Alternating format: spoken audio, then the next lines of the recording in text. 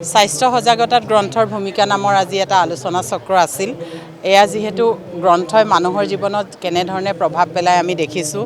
অসম গ্ৰন্থমেলাত যিমান বিশাল আজি ভিৰ হৈছে যোৱা কিছুদিন ধৰি আপোনালোকে ইতিমধ্যে প্ৰকাশ কৰিয়ে আছে, অৰ্থাৎ মানুহে গ্ৰন্থ পঢ়ে আৰু এই গ্ৰন্থ যদি স্বাস্থ্য ৰক্ষা সম্পৰ্কীয় হয়, ই মানুহৰ স্বাস্থ্য সুৰক্ষাৰ বাবে বা পৰিয়ালৰ মানুহক স্বাস্থ্যৱান কৰি ৰখাৰ বাবে কেনেধৰণৰ ভূমিকা পালন কৰিব পাৰে, এই বিষয়ে আজি আলোচনা চক্ৰ চলি আছে।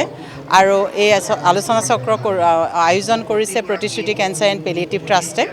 আৰু আমাৰ মাজত উপস্থিত আছে তাৰ বাবে প্ৰফেসৰ অলক কুমাৰ বুঢ়াগোহাঁই, ডক্টৰ ৰুবি কটকী, শ্ৰীযুত দিগন্ত দাস, তাৰ বাদেও Pratisruti save life brand ambassador Barsha Rani Bishaya আমাৰ মাজত উপস্থিত আছে। আজি অন্য এটা, যিহেতু প্ৰতিশ্ৰুতিয়ে কেঞ্চাৰৰ সৈতে কাম কৰে, কেঞ্চাৰ সজাগতা আৰু কেঞ্চাৰ ৰোগীক সহায় কৰা, তাৰে সজাগতাৰ ক্ষেত্ৰত বিশেষ ভূমিকা ল'বলৈ প্ৰতিশ্ৰুতি সুচিত্ৰা নামৰ এটা প্ৰকল্প আজি আৰম্ভণি হৈছে, যাতে প্ৰতিগৰাকী মহিলাক স্তন কেঞ্চাৰৰ বিষয়ে কোৱা হয় আৰু তাক কেনেকৈ ধৰা পেলাব লাগে সেই কথা কোৱা হয়।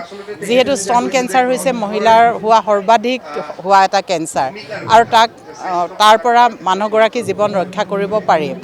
গতিকে এই প্ৰকল্পৰ জৰিয়তে যিসকলে আটাইতকৈ বেছি, যিসকল স্বাস্থ্যকৰ্মী বা NGOয়ে এই ক্ষেত্ৰত কাম কৰিব, বছৰটোৰ শেষত তেওঁলোকক উৎসাহিত কৰিবৰ বাবে এই প্ৰজেক্টৰ যোগেদি তেওঁলোকক কেছ এৱাৰ্ড দিয়া হ'ব।